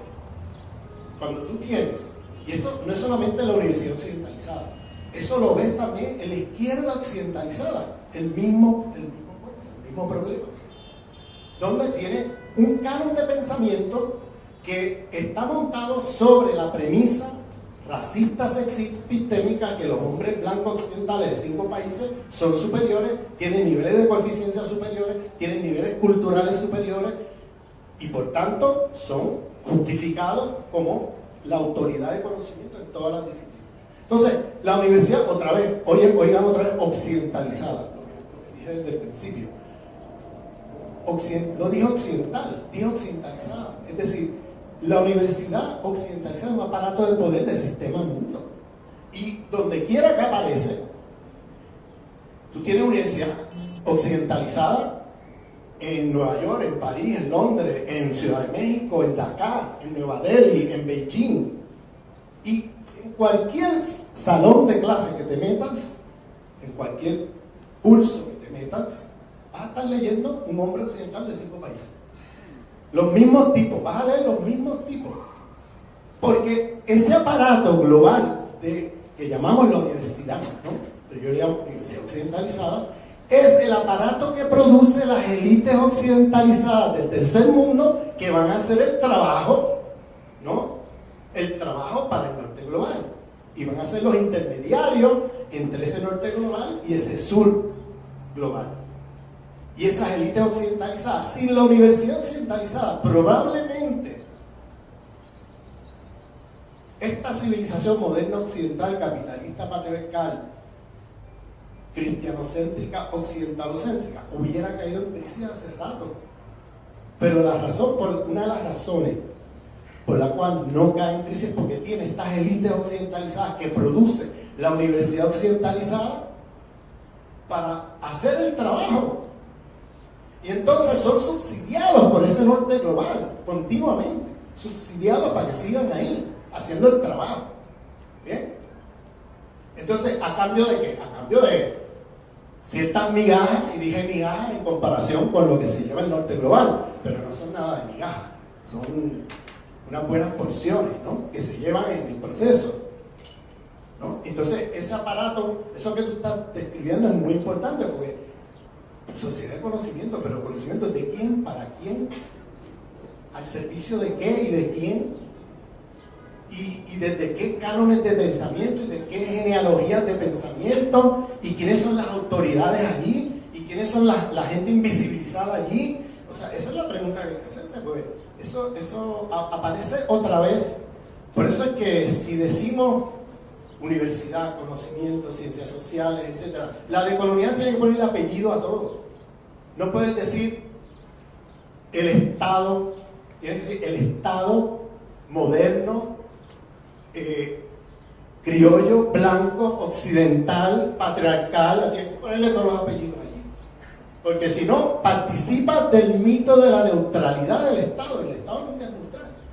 Lo mismo pasa con la universidad occidentalizada. Lo mismo pasa con el conocimiento. ¿Qué conocimiento? El conocimiento eurocéntrico. Hay que ponerle nombre y apellido a las cosas. Porque parte de lo que ellos hacen es quitarle el apellido a las cosas y quedarte con el nombre para que tú te creas que eso es el nombre de todo el mundo. Eso es mentira. Ese no es el nombre de todo el mundo. Ese es, hay que ponerle el apellido allí. Cuando le pones el apellido ya empiezas a ver que eso no es tuyo. Eso te lo están trayendo de otro lado. ¿Ah? Y te lo están imponiendo allí para que tú hagas ciertas cosas que les interesan. Y parte de lo de colonial es también cómo nombramos las cosas. Eso es fundamental.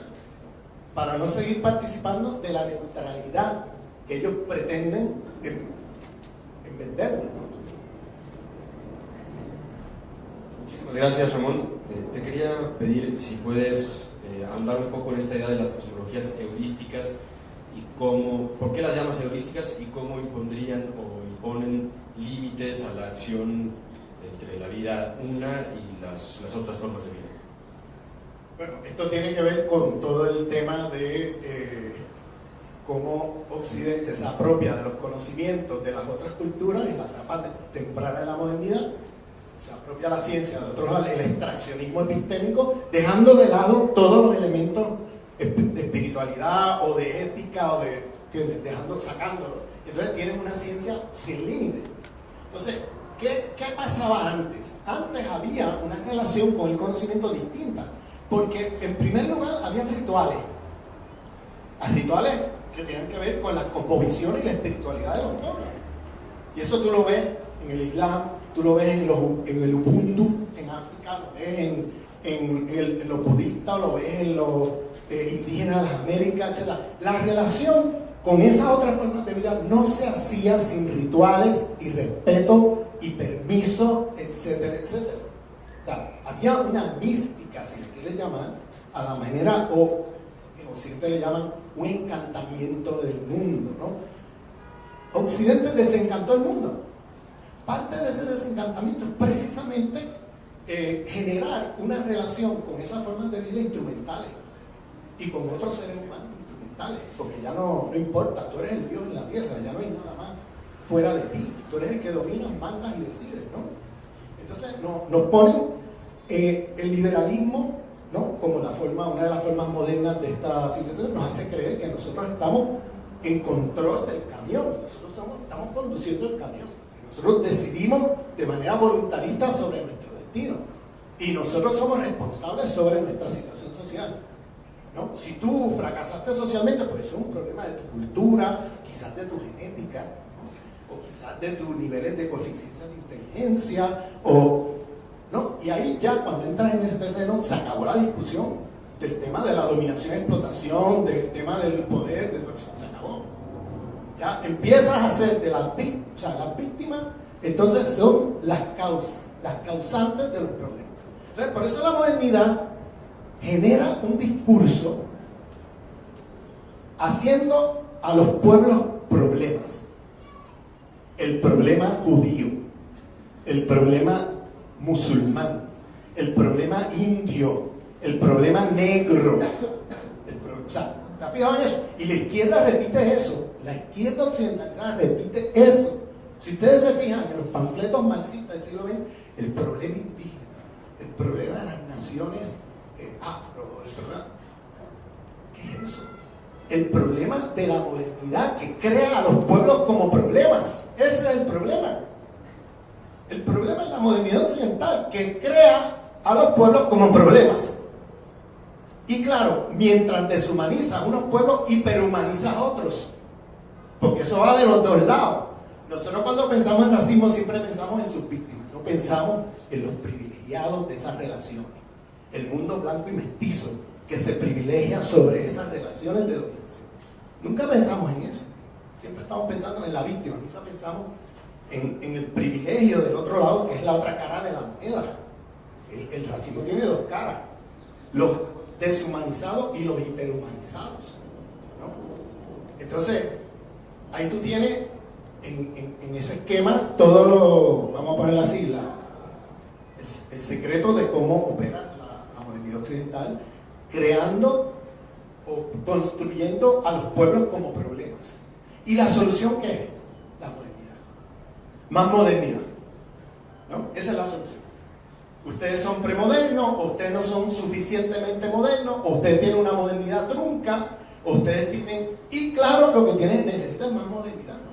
La modernidad blanco-occidental llega como la solución, ¿no? ¿Y qué pasa? Cuando lo miras con detenimiento, que es lo que dije desde el principio, con el ruido del tren, ¿no? El ruido de la modernidad, en realidad, la modernidad es el problema, ¿no?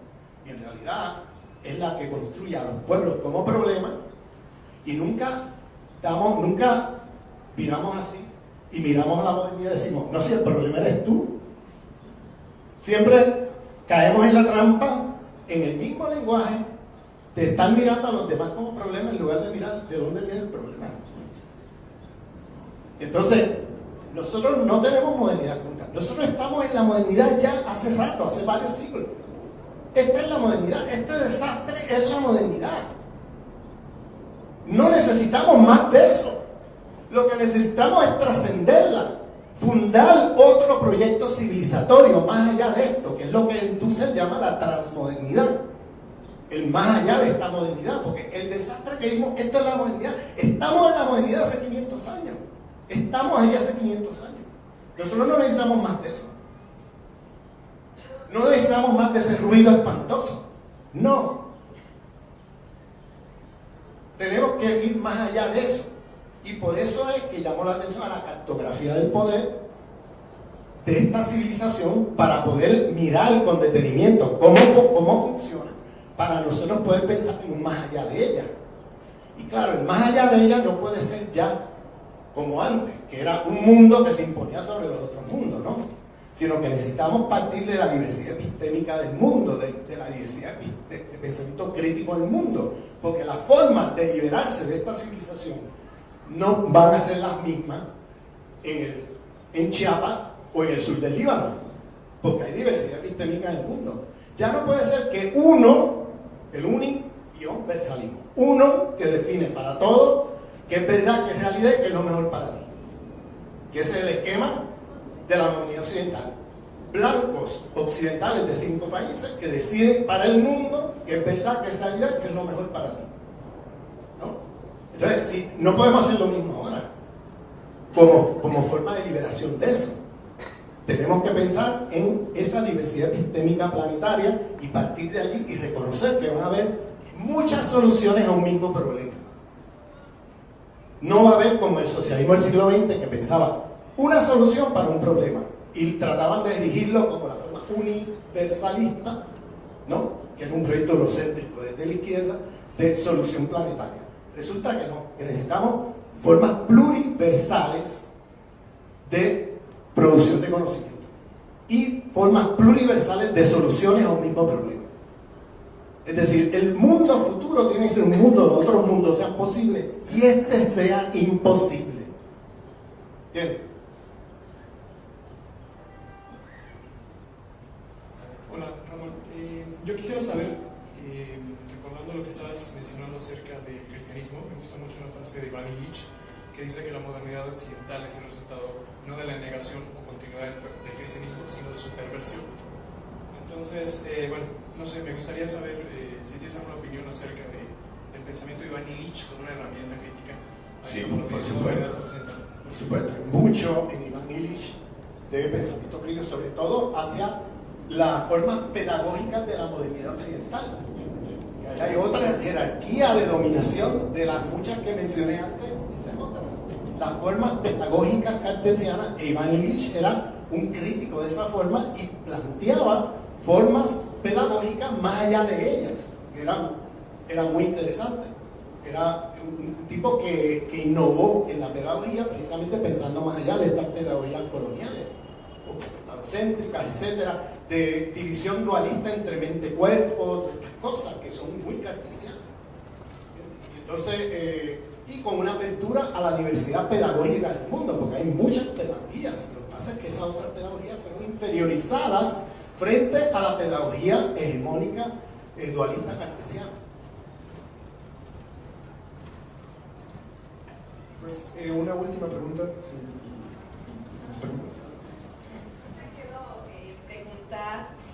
Una cosa como súper básica, después de escucharte y de una nota que leí en el periódico, se nos agotaron los paradigmas, nos queda claro, hay que construir otros, pero ¿qué pasó con América Latina? O sea, yo cuando vi el título de la exposición me dio nostalgia, ¿no? Así como el texto de Galeano de las venas abiertas de América Latina, reunir una visión sobre lo que fue esta zona entre los 60s y los 80s, una visión de artistas. Y ayer un destacadísimo intelectual nacionalizado mexicano dijo que ante el proceso electoral que estamos por vivir en el país, México no tenía nada que ver con Venezuela, ¿no? Entonces que éramos otras realidades, otros mundos, otras cosas. Y yo te pregunto, ¿qué pasó con América Latina, ¿no? Seguimos viendo hacia una transmodernidad, seguimos siendo equipo, se diluyó, Puerto Rico progresó, se colonizó, México parcialmente. ¿Qué pasó, no? En esta coyuntura con América Latina. Bueno, yo creo que la pregunta, yo lo formularía de otra manera la pregunta, es ¿qué pasó con el mundo? Y América Latina es parte de ese mundo, ¿no? Y que América Latina, o sea, cuando tú miras el Medio Oriente hoy, mira el Medio Oriente hoy día las formas de dominación imperial ya no son las mismas que antes. Antes, como Estados Unidos tenía un control más fuerte del mundo, daban los golpes de Estado de las dictaduras desarrollistas de los años 60 y 70, ¿se acuerdan? 50, 60, 70. Entonces, claro, ponían a Pinochet. Digo, pongo como metáfora a Pinochet porque pusieron un montón de dictadores a escala planetaria, no solamente en América Latina, en África y en Asia.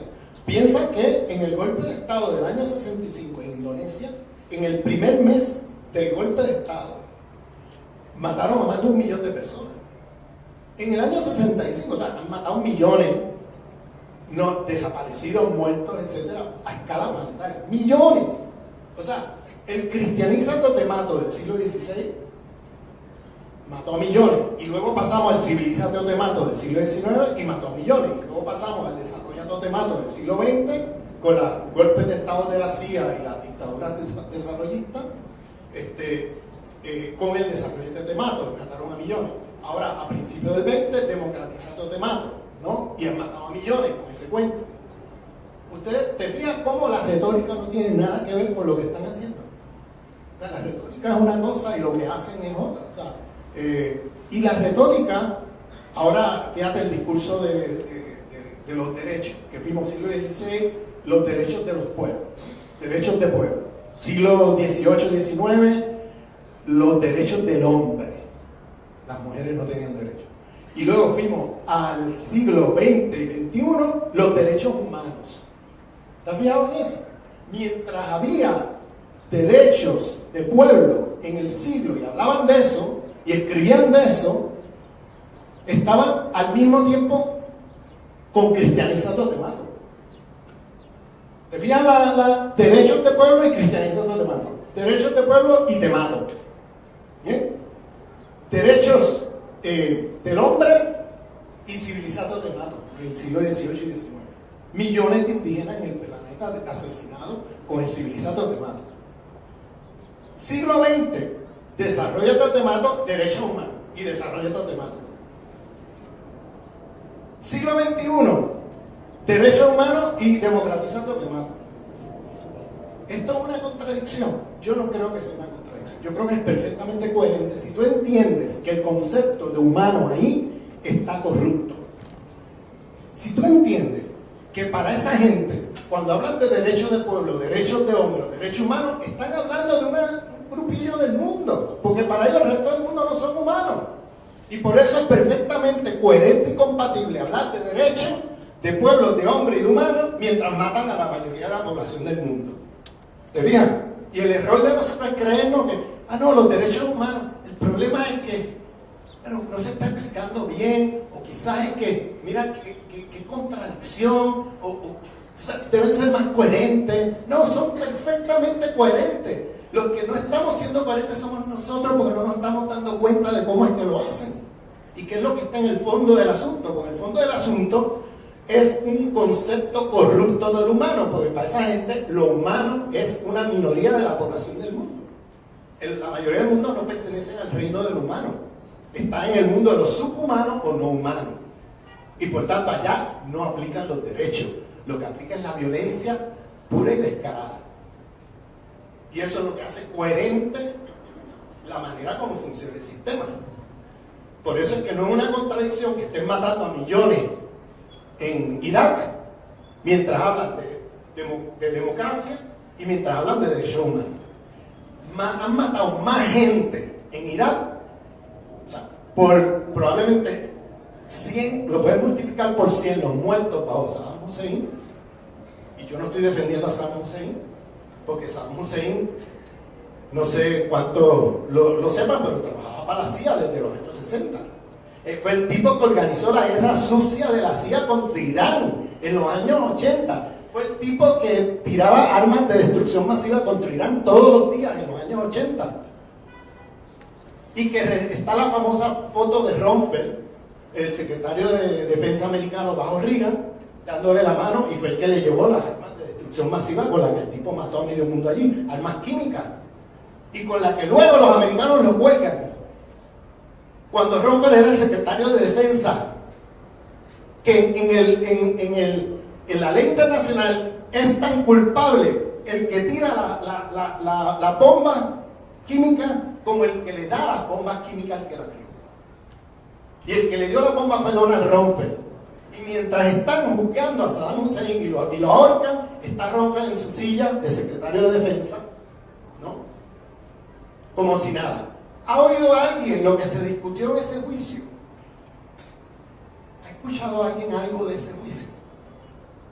No, yo tampoco, nadie ha escuchado nada. ¿Tú sabes por qué? Porque lo hicieron con cristales así, a puertas cerradas, y lo único que tú recibías era la cámara de televisión desde afuera, el juicio de Saddam Hussein, nadie sabe lo que se habló allí. ¿Tú sabes por qué? Porque Saddam Hussein, en su defensa, puso allí toda su relación con la CIA y con los Estados Unidos, y que él estaba siguiendo órdenes de ellos. Pero eso no podía salir al mundo, ¿no? Entonces lo mantuvieron cerrado y lo ahorcaron y allí quedó. Mataron a... Él tuvo que tener 3 abogados en ese juicio. Los primeros 2 los mataron. Las tropas americanas, ¿ustedes saben eso? ¿Por qué? Porque los tipos estaban en el juicio y sabían demasiado. Y sabían que en algún momento esta gente podía salir públicamente a decir lo que se estaba discutiendo allí. Y traen al tercero al final del juicio, sin que el tercero esté bien informado de lo que se discutió allí. Y ya. Y luego ahorcan al tipo. Yo no lo estoy defendiendo, el tipo era un agente de la CIA. El tipo estaba... Pero la lógica imperial opera, si la quieres entender, no. Hay gente que no la quiere entender y se quiere hacer cuentos de hadas. Y no hay problema con eso. Tú quieres hacerte cuentos de hadas, hazte cuentos de hadas. Pero la lógica imperial es una lógica de mafia. O estás conmigo, no 100%, 150%. Y si tú discrepas de mí 2%, ya tú estás 15 pies bajo tierra. Esa es la lógica imperial, una lógica mafiosa, una lógica de mafia. Si es que quieres entender cómo funciona el imperialismo a escala global, es una lógica de mafia. O estás conmigo 150, 200%, no 100%, eso no es suficiente. 150, 200%. O estás contra mí. Tú no puedes estar conmigo 98, 99%.